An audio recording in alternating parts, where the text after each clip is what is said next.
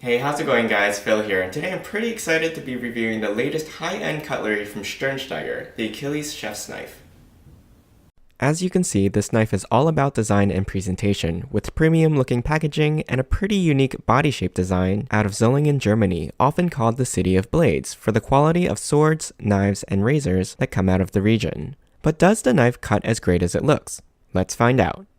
The knife is made from a single solid piece of forged stainless steel, and as a result, the handle is actually fairly thick and heavy. This balances out with the long blade length. However, the actual cutting edge is only about 7.5 inches. You'll notice here where the bolster typically is a circular cutout, which is ostensibly for improving your grip on the knife. But I'm not convinced that I love the feel of it in my hand, especially if I choke up a bit and place either my thumb or side of my index finger over the hole. The other interesting feature of having such a wide handle is that the knife is self-supporting in the vertical position, which in the edge-up position poses an obvious safety hazard, and even in the edge-down position, you'll have to watch out for that knife point. Now, the center of balance of this knife sits just behind the hole cutout, and this ends up being the point where I feel most comfortable gripping or pinching the knife with my fingers. Out of the box, the knife does have a factory edge on it. Visually inspecting and testing it against the flat of my finger, I can tell it's sharp, but not razor sharp. The blade angle on this knife is 20 degrees double beveled, which is standard, giving you a good balance between sharpness and durability, given the hardness of this steel. So we'll put the out-of-the-box edge to the paper test. You can hear how smooth the cut is from heel to tip.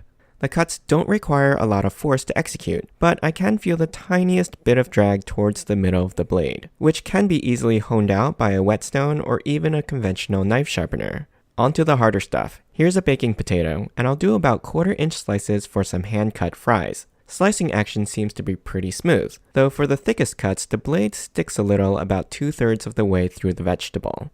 Chopping through small stacks, however, is effortless.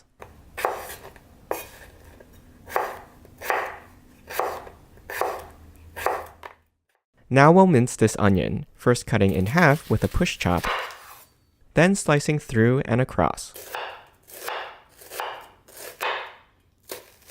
The blade is having a bit of trouble gripping the slippery skin, so I'd say it probably needs to be honed right about now to straighten out that edge. These minced pieces are adequate though, and are fine enough to be added to salsas or guacamole. The blade is still sharp enough, however, to do a quick rock chop of this cilantro. Again, it'll do just fine for garnish and seasoning. For some reason, the ripe tomato is everyone's favorite knife test for trying to get the thinnest, most delicate slices. Honestly, I've never found the occasion to need super thin tomato slices in any recipe, but I'm still going to do this test. So I'll start with a few thick slices, and already I can feel the blade sticking on the push slice, so I'm going to do a quick pass of this knife through my conventional sharpener for honing. I really can't feel the blade catching or dragging at all, so it won't take much to bring the edge back, maybe about 5 or 6 passes.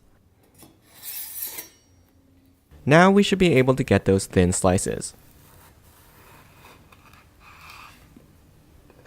Perfect. Let's do a few more. Again, I don't know who's eating tomatoes like this, but if it's a thin, delicate slice that you need, you should be able to get them from this knife just fine. I think my favorite test is the cantaloupe, which now that the knife is sharpened, should split with a single chop. And if you want those wide, even crescent wedges, you'll be able to get them in short order.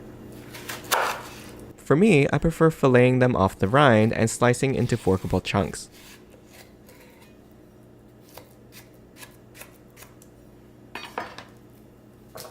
My final test here is with a roasted pork loin, which slices and serves up in under a minute. The knife makes nice, even, smooth cuts with very little in the way of resistance of the blade while slicing. Overall, this knife performed well within my expectations. It's a handsome tool with a serviceable edge, even for a few uses out of the box. I'm not sold on the hole cutout as a functional element, but it's a very interesting design element that might look cool on a magnetic knife bar. For your basic chopping, slicing, and mincing needs, it should serve you pretty well in the kitchen. I hope you enjoyed this review. You can ask me any questions in the comments. If you want to pick up the Achilles knife for yourself, be sure to back their campaign on Kickstarter using the link in the description below. The full set includes a bread knife, paring knife, and knife stand, so be sure to check those reward levels out too. Don't forget to subscribe to my channel, and join me next time.